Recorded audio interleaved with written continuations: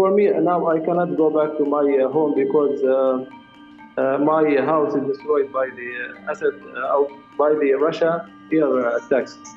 And the region there lacks all of the essentials of life. No electricity, no water, no job opportunities. I think we have like a long path for Syria to restore our country. We need like the collaboration from the international society and to start immediately to work.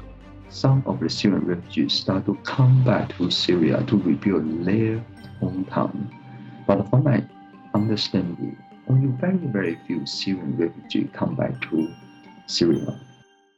Hello and welcome to Connected. I'm Divya Gopalan. What happens next in Syria?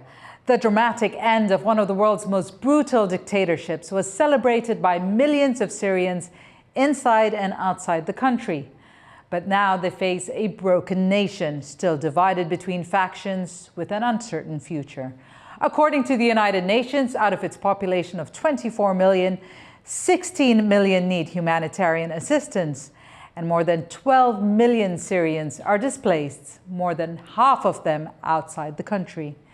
We can now talk to two people who have had to flee their homes and are now working with refugees inside and outside of Syria.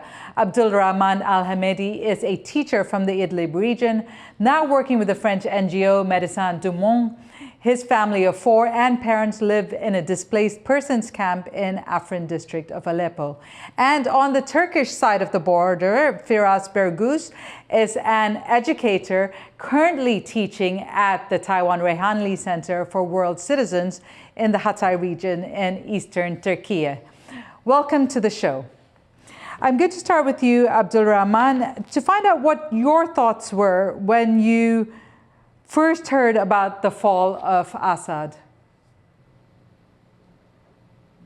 Hello, thank you so much for inviting me. The fall of Assad was a very, as we name it, a beautiful occasion that the Syrians are waiting for 13 years. We feel that we were born as a new, we born again, because we liberated from the Assad regime and his militias, which killed the innocent people and displaced them from their homes. And maybe, inshallah, we will build a new Syria after the Assad regime. Right. Abdurrahman, can you tell me about where you are and what your situation is right now? For me, I live now in a refugee camp near Turkish borders in Afrin district. The situation is a bit hard in the camp because of the lack of the essential of life. No aids. In my camp where I live, people don't get any aid for the last 6 months. And all of the people, that are refugees from other regions, they don't have any work here or any jobs. And they rely on the aids coming from outside Syria to afford their families. So it's so hard, especially in winter season. In this, that we are in winter season, it's so hard. Even some families don't have a stove in their tents. I do want to talk a little bit more about the humanitarian situation and the hardships right now, especially with the cooler weather coming in. But before that, let me go to Firas and ask you to tell a little bit about where you are and give us a brief overview of the Reyhanli Center.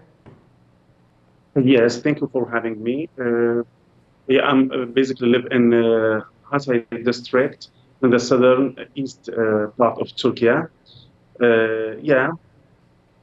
Let me start talking about my feelings when the first moment after the Assad's regime fall, where hundreds of people immediately rushed onto the public square to celebrate and to show their happiness and this like historic moment. Because this moment, we as Syrians, displaced and the refugees in the neighboring countries and all around the globe, we're waiting for it for nearly 14 years. So this is this moment were very like historic.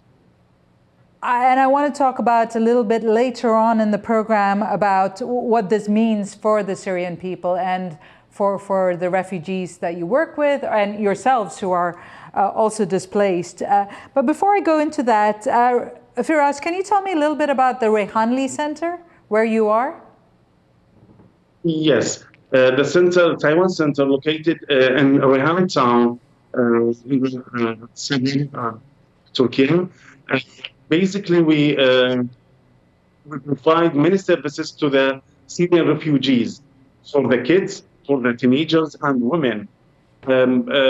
We have many departments, education departments, where the kids are studying English, Turkish, Arabic, and also art.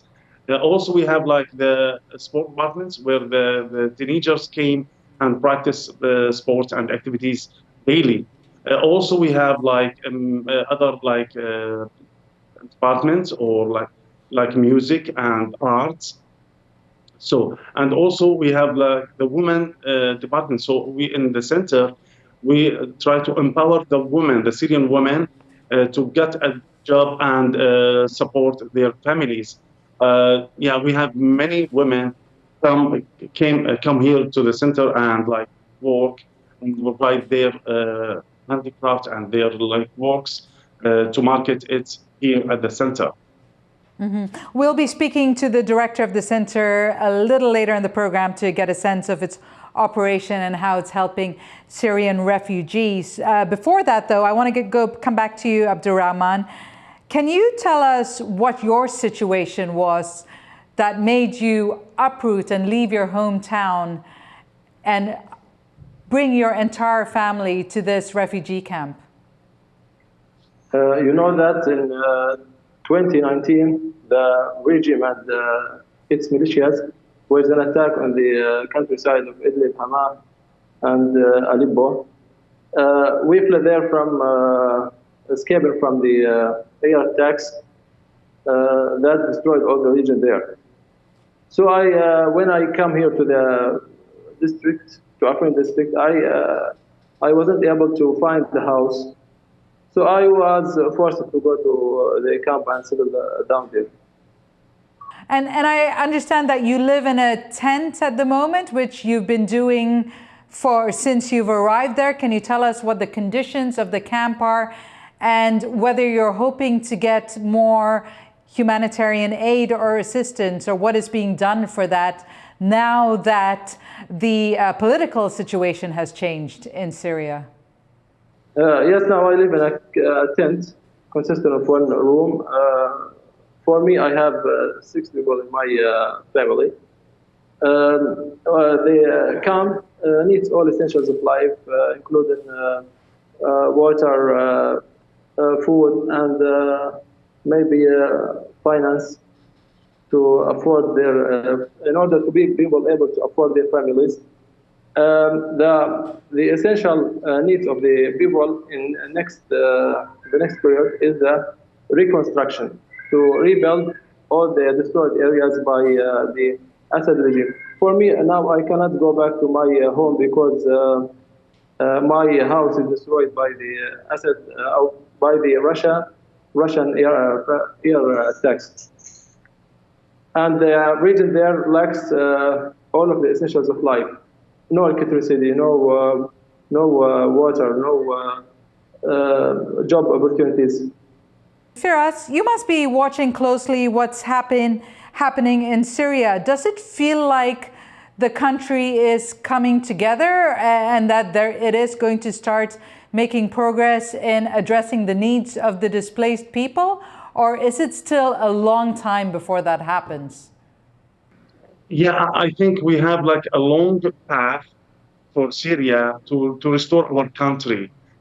We need like the collaboration from the international society and to start immediately to work on many axes, starting from lifting the sanctions, because international sanctions have increased the suffering of ordinary Syrians. Other point is rebuilding the infrastructure. You know that the infrastructure in Syria has totally distracted because of the armed conflict in Syria. So building the school, hospitals, station and communication. Another point, right? The international community is trying to establish or to promoting political stability, especially after the new administration in Damascus, the capital expressed its willingness and seriousness to work with the international community. The last point, in my point of view, is to work on the humanitarian aid, because international organization must continue to provide immediate humanitarian assistance, including food, of course, medical supplies, and shelter. Okay. Firas, I want to ask you about people's thoughts about going home. Abdurrahman had briefly mentioned it, that ultimately a lot of people do want to go home.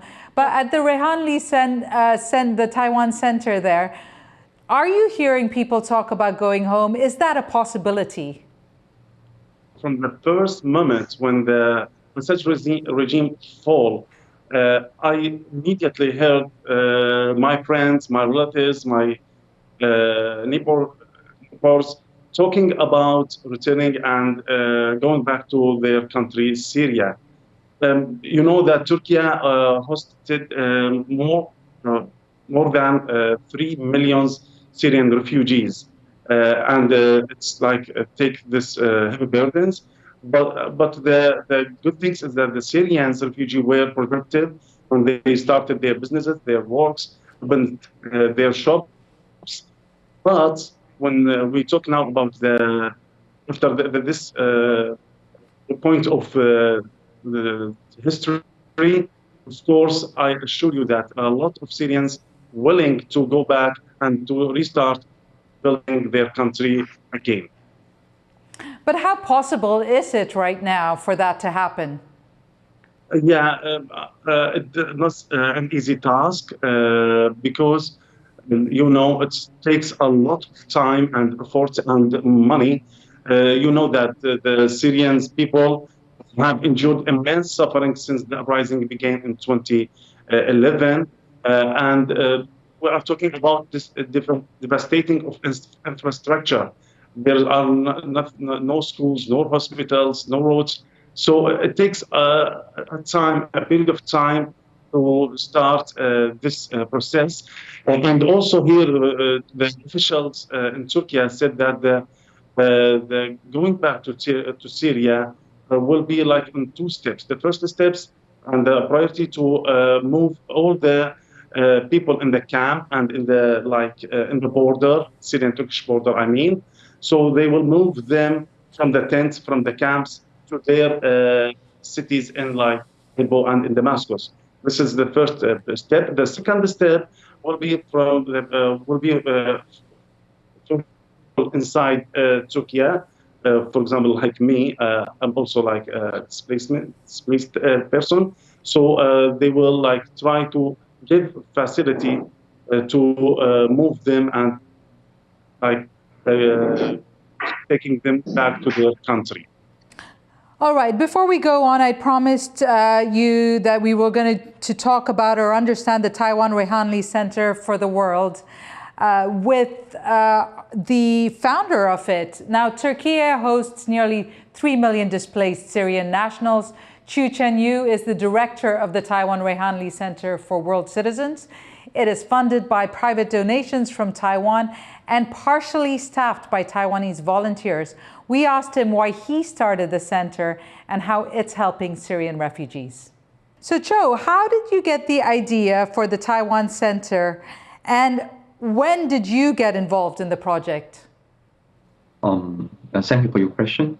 I started to get involved with the project since 2016 because during that time, the Taiwan government decided to donate a small fund, $400,000 to build a community center at the Reyhanli.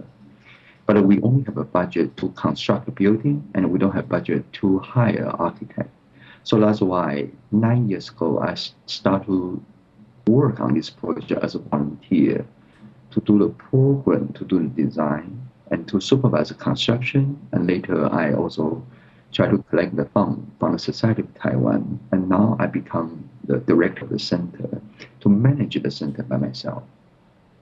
And what kind of support are you getting now from Taiwan, in particular the people of Taiwan? Yes, because from the very beginning, we have the support from the government in Taiwan. And now in Taiwan, we have almost around 50,000 donors. They donate a small amount of fund to us, allow us to support the Syrian refugee and also the Turkish earthquake survivor at the Reyhanli. At the same time, the donor will also receive the handcraft produced by the either Turkish or Syrian communities as a gift. Now that I guess the war in Syria is technically finished, although there is a lot of instability still, do you think things will change at the center in the Hatay region in the coming months? In the coming months, I don't see there's any specific reason to change our program or to change our activities. Like you said, we have a huge uncertainty of Syria now, also in the near future. So that's why we try to keep our program at least in the next year. Of course, we all hear the news. Some of the Syrian refugees start to come back to Syria to rebuild their hometown. But from my understanding, only very, very few Syrian refugees come back to Syria. And we still have a huge demand at the local level. Now, many of your colleagues are themselves displaced Syrians. What are you hearing about their hopes for the future? And what are you hearing from the people who are at the center about returning to Syria? Yes, of course, when we get the news to understand that Assad regime is fallen, of course, most of my colleagues, they try to have some kind of event to celebrate. But I tell them, the fall of Assad regime, or even the Syrian civil war, no one is the winner and everyone is a loser. Even I must say, some of my colleagues' family, because they cannot flee from Assad regime. So during the revolution, even they serve the Assad regime. And when we have another revolution coming, and you can imagine how serious it is, how they worry about their family members. So that's why I tell them, there's nothing to be celebrated. Instead, we should deliver our very, very serious condolences to everyone. Anyone lose their family member or anyone lose anything during the civil war. Is there a sense that the people who are at the center or using the center want to go home right away, or is it more of a wait-and-see approach? At this moment, from my understanding, most people are still waiting and watching closely to understand what will happen in the next few months. Because at this moment, allow me to say, the situation in Syria is still very, very difficult. Even from my personal analysis, what I feel is the situation will even become more difficult if Assad regime cannot carefully manage the whole country with the support from Russia and Iran. For this new institution or new administration, in what reason this new administration has a capacity to fully manage and deliver a proper governance to such a divided country with endless conflict at this moment. My understanding, for example, one of our students tried to apply the passport at Aleppo. Unfortunately, now the government is still not working at this moment. He has no chance to get a passport from Aleppo under the new governance. Thank you so much. Really good to speak to you. Chu Chen-you, Director of the Taiwan Reyhanli Center for World Citizens. And now we can go back to our discussion with Abdurrahman and Firas.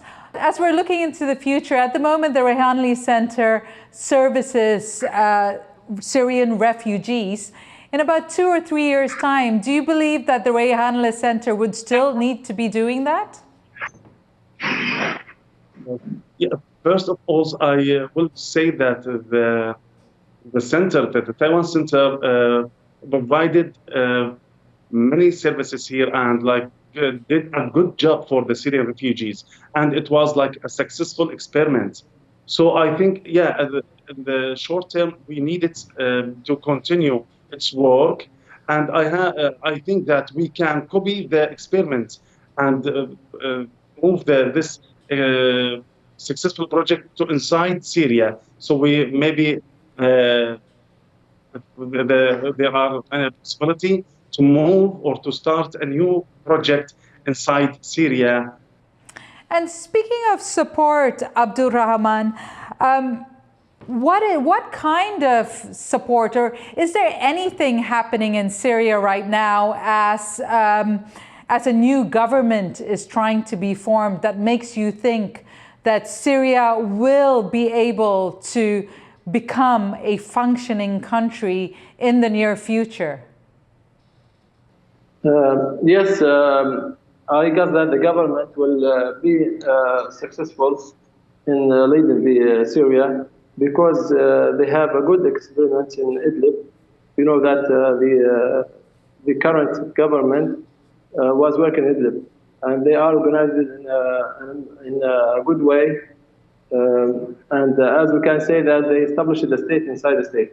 They established the state in Idlib inside Syria. They have a good experiment, and they will be successful in leading Syria to be a developed country.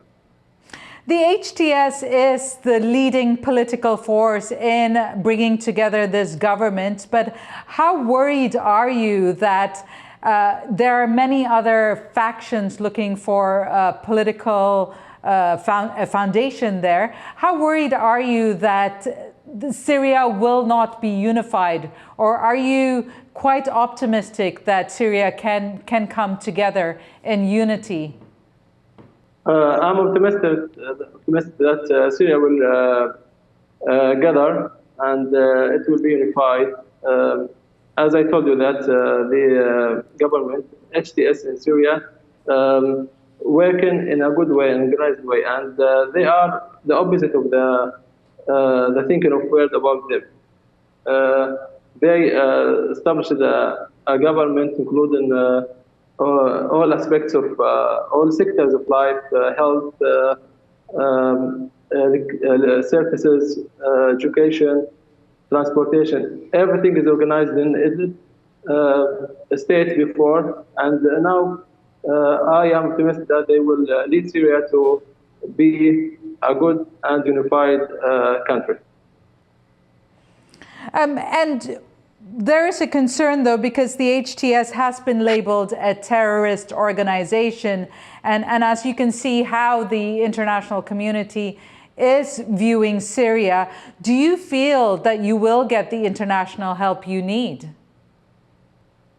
I think that the HTS now send many messages, and we can see that a lot of delegations, international delegations from Turkey, from Jordan, from yesterday from Qatar, visited the Syrian capital Damascus and started negotiation with them to know more about them. And as Syrian, my wish is to have a civil, democratic country and the republic.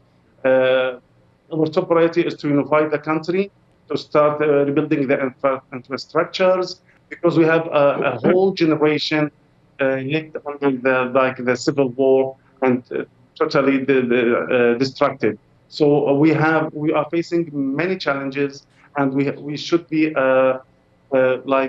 face them in a unified stance. And we're running out of time here, but Abdurrahman, for 2025, what are your hopes for you and your family and your community? As a Syrian people, we are hoping to have some political stability, rebuilding the destroyed areas, regaining our deprived rights. Looking forward to see Syria, a beautiful country full of justice, equality, and tolerance. Yeah, from the international community, we need support. We talked about many axes: the humanitarian aid, the rebuilding of infrastructure, and supporting the political stability in Syria. I wish to all the Syrian people and all the world to live like 2025 in peace. And it will be like a year for ending all these severe wars, not just in Syria and in other parts of the world. My last wish is to see my country again prosperous and civilized as it should be, because it's like a cradle of civilization thousands of years ago. Thank you both so much for sharing your thoughts, hopes, and experience. Abdurrahman Al-Hamedi speaking to us from a displaced persons camp in Afrin district of Aleppo, and Firas Bergus in the Hatay region, eastern Turkey. And for our viewers everywhere, it has been good to have your company. If you've enjoyed today's episode or have anything you'd like to add to the dialogue, do join the conversation on our social media. And remember, stay informed, stay engaged, and stay connected.